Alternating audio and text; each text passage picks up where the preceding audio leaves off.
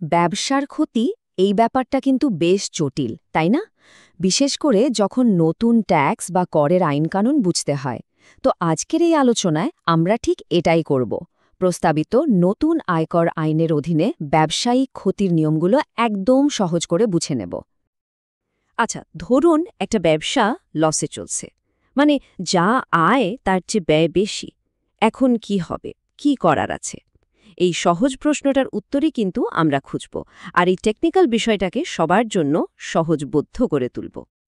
তো কি কি থাকছে আমাদের আজকের আলোচনায় এক ঝলকে দেখে নিই। আমরা শুরু করব ক্ষতির একদম বেসিক কনসেপ্ট দিয়ে। তারপর দেখব যখন দুটো ব্যবসা এক হয়ে যায় বা একটা ভেঙে দুটো হয় তখন কি নিয়ম, মালিকানা বদলালে কি হয় সেটাও জানব। আর শেষে থাকবে কিছু নিয়ম যা সবার জন্যই মাস্ট, মানে জানতেই হবে। চলুন শুরু করা যাক। ওকে, তাহলে একদম প্রথমে চলে যাই section 1, what to do with loss, মানে ক্ষতির মূল ধারণাগুলো কি কি। এই যে এত নিয়মকানুন, এগুলো সহজে বোঝার জন্য আসুন একটা ইন্টারেস্টিং উদাহরণ নিই। ধরুন রেসের ঘোড়া পোষা আর সেটার দেখাশোনা করা।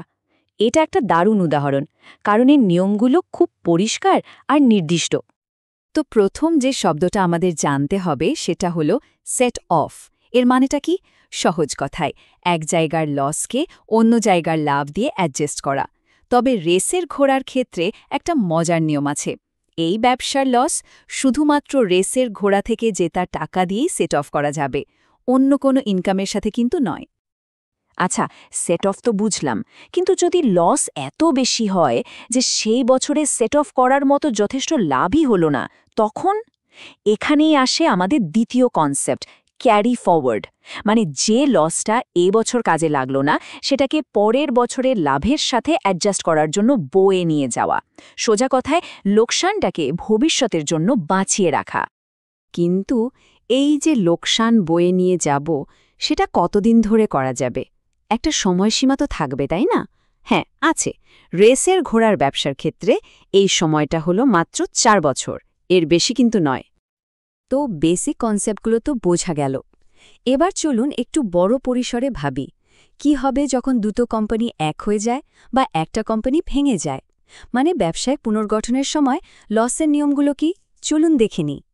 যখন দুটো কোম্পানি মার্জ করে, মানে অ্যামালগামেশন হয়, তখন একটা মজার ব্যাপার ঘটে। পুরনো কোম্পানির যে জমে থাকা লস, সেটা নতুন কোম্পানির জন্য একটা অ্যাসেট বা সম্পদে পরিণত হতে পারে। মানে ওই লস দেখিয়ে নতুন কোম্পানি ট্যাক্স কমাতে পারে। তবে হ্যাঁ, এর জন্য বেশ কিছু কঠিন শর্ত মানতে হয়। কি সেই শর্তগুলো? মূলত 3টা বড় শর্ত আছে। 1, যে কোম্পানিটা মিশে যাচ্ছে তাকে কমপক্ষে 3 বছর ব্যবসা করতে হবে। 2, নতুন কোম্পানিকে পুরনো কোম্পানির অন্তত 75% অ্যাসেট নিজের কাছে রাখতে হবে, তাও আবার কমপক্ষে 5 বছরের জন্য। আর 3, নতুন কোম্পানিকে পুরনো কোম্পানির ব্যবসাটাই চালিয়ে যেতে হবে, সেটাও অন্তত 5 বছর। বেশ কড়া নিয়ম, তাই না? আচ্ছা, মার্জারের কথা তো হলো। এবার যদি উল্টোটা হয়, মানে একটা কোম্পানি যদি ভেঙে যায় বা ডিমার্জ হয়, তখন লসের হিসেবটা একটু অন্যরকম। যদি লসটা সরাসরি ওই ভেঙে যাওয়া অংশের ব্যবসার সাথে জড়িত থাকে, তাহলে তো সোজা লসটা নতুন কোম্পানির কাছে চলে যাবে। কিন্তু যদি সরাসরি বোঝা না যায় কোন অংশের লস, তখন তখন অ্যাসেট বা সম্পত্তির অনুপাতে লসটা ভাগ করে দেওয়া হয়। এই যে ব্যবসায়িক পুনর্গঠন হচ্ছে, মার্জার বা ডিমার্জার, এক্ষেত্রে লস ক্যারি ফরওয়ার্ড করার নতুন সময়সীমা হল 8 বছর। এটা মনে রাখতে হবে যে এই নিয়মটা 1 এপ্রিল 2025-এর পর থেকে কার্যকর হবে। ব্যবসা তো শুধু মেশে বা ভাঙে না, অনেক সময় মালিকানাও বদলায়। তো যখন কোম্পানির মালিকানা হাত বদল হয়, তখন এই ক্যারি ফরওয়ার্ড করা লসের কি হবে? চলুন সেই নিয়মগুলো এবার জেনে নিই। দেখুন, বিশেষ করে যে কোম্পানিগুলো ক্লোজলি হেল্ড, মানে প্রাইভেট লিমিটেড বা যেগুলো স্টক মার্কেটে লিস্টেড নয়, তাদের ক্ষেত্রে ব্যাপারটা একটু অন্যরকম। লস ক্যারি ফরওয়ার্ড করা যাবে কিনা তা নির্ভর করে কোম্পানির ক্ষমতা কাদের হাতে থাকছে তার উপর। মানে শেয়ার হোল্ডারদের ধারাবাহিকতা এখানে একটা বড় ফ্যাক্টর। আর ক্ষমতার মাপকাঠিটা কি? খুব নির্দিষ্ট একটা সংখ্যা, 51%। হ্যাঁ, লসটাকে যদি পরের বছরগুলোতে নিয়ে যেতে হয়, তাহলে কোম্পানির অন্তত 51% ভোটিং পাওয়ার একই শেয়ারহোল্ডারদের হাতে থাকতে হবে। মালিকানা বদলের আগে এবং পরে। তবে সব নিয়মেরই তো কিছু ব্যতিক্রম থাকে তাই না? এই ৫১% নিয়মেরও আছে। যেমন ধরুন কোনো যোগ্য স্টার্টআপ মানে যারা ১০ বছরের কম সময় ধরে ব্যবসা করছে তাদের ক্ষেত্রে ছাড় আছে।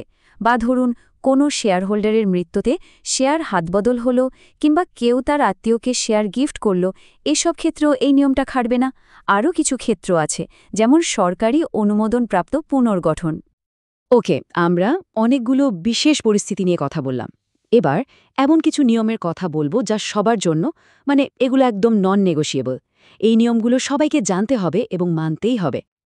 একদম প্রথম এবং সবচেয়ে কড়া নিয়মটা হলো, ধরুন ট্যাক্স ডিপার্টমেন্ট রেইড বা সার্ভে করে কোনো লুকানো বা অঘোষিত আয় খুঁজে পেল, সেই কালো টাকার সাথে কিন্তু কোনোভাবেই ব্যবসার বৈধ লসকে সেট অফ করা যাবে না, একদমই না। এটা একটা হার্ড অ্যান্ড ফাস্ট রুল।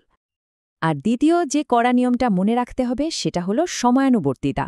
যে কোনো ধরনের লস, মানে যে কোনো লস যদি ক্যারি ফরওয়ার্ড করতে হয় তাহলে অবশ্যই ডিউ ডেটের মধ্যে ট্যাক্স রিটার্ন ফাইল করতে হবে। যদি ডেট মিস হয়ে যায় তাহলে কিন্তু লস ক্যারি ফরওয়ার্ড করার অধিকারটাই চলে যাবে। ব্যাস, সব শেষ। তো আমরা আলোচনার প্রায় শেষ পর্যায়ে চলে এসেছি। এবার চলুন দেখি এই যে এত নতুন নতুন নিয়মের কথা বললাম, এগুলো পুরনো আইনের সাথে কতটা সম্পর্কিত। এটা দেখলে বোঝা যাবে যে অনেক কিছুই আসলে নতুন বোতলে পুরনো, মানে মূল নীতিগুলো একই আছে। এই টেবিলটা একটু খেয়াল করলেই ব্যাপারটা পরিষ্কার হয়ে যাবে। দেখুন, একদিকে আছে নতুন খসড়া আইনের সেকশন নম্বর, আর তার পাশেই আছে ১৯৬১ সালের পুরনো আইনের কোন সেকশনের সাথে এর মিল আছে। এতে একটা বিষয় পরিষ্কার, ধারার নম্বর হয়তো বদলেছে, কিন্তু ভেতরের মূল ধারণাগুলো কিন্তু আমাদের বেশ পরিচিত। তাহলে শেষ কথা কি দাঁড়ালো? এটাই যে ব্যবসায় লস হতেই পারে, কিন্তু প্রত্যেকটা লসের জন্য একটা নিয়মও আছে। আসল চ্যালেঞ্জটা কিন্তু লস এড়ানো নয়, আসল চ্যালেঞ্জ হলো এই লস সামলানোর যে প্লেবুক বা নিয়মকানুন, সেটাকে ঠিকঠাক বোঝা। আর এই নিয়মগুলো যদি জানা থাকে তাহলে যে কোনো পরিস্থিতি মোকাবেলা করা কিন্তু অনেক সহজ হয়ে যায়।